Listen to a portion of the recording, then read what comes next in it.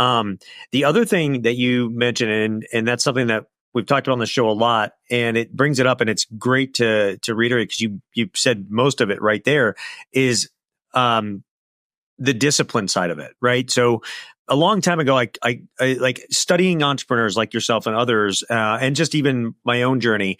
I came up with this really simple formula called DCP, and it's discipline, consistency, and persistence. Right now, you say that, right? Everybody's like, yeah, you need those three things to succeed, but what do they really mean, right? So discipline is doing the things that you know you need to do even when you don't want to do them. Consistency is doing that day in and day out without fail, because you can be disciplined for one day, but that doesn't do you any good if you fall off of it, right? Right. And then even if you are disciplined and consistent, and this is the part I want to hear you talk about, because I think this is goes to your story. Even if you are disciplined, even if you are consistent, you are going to hit these plateaus or these what seem insurmountable roadblocks that if you aren't willing to persist through, that's where you stagnate, that's where you stop.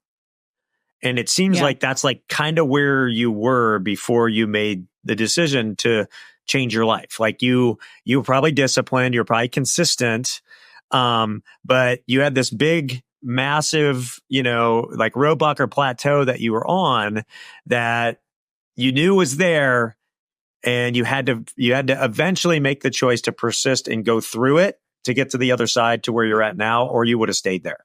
Does that make sense? Yeah. Oh, for sure.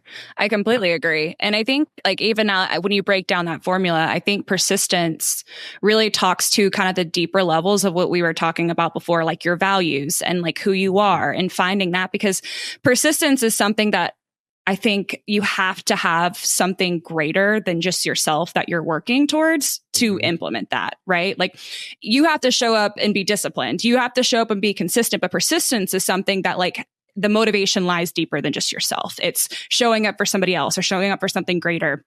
And when you can find that, and for me, like, I lost what that was for a while, and that's what scared me. And then when I was able to really step back and evaluate, like, of course I was, disciplined and consistent. That's in my blood. That's how I am. Right. But the persistence was lost. I was coasting and complacent, and the persistence, like that fire was reignited. I was like, I have a bigger purpose, and I'm not going to serve it where I'm at. I have, go ahead. Yeah. No, I'll say that's a great way to illustrate it. Please continue.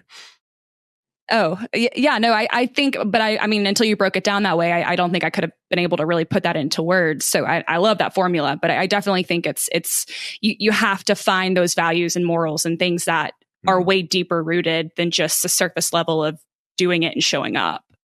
Oh, absolutely. And what's cool about that formula for you, for everybody listening too, is you can analyze just about everything through it. You can analyze areas of your life, like my health. Am I disciplined? Okay, I'm disciplined. Am I consistent? Oh, I'm not consistent. Oh, okay, I can fix that, right?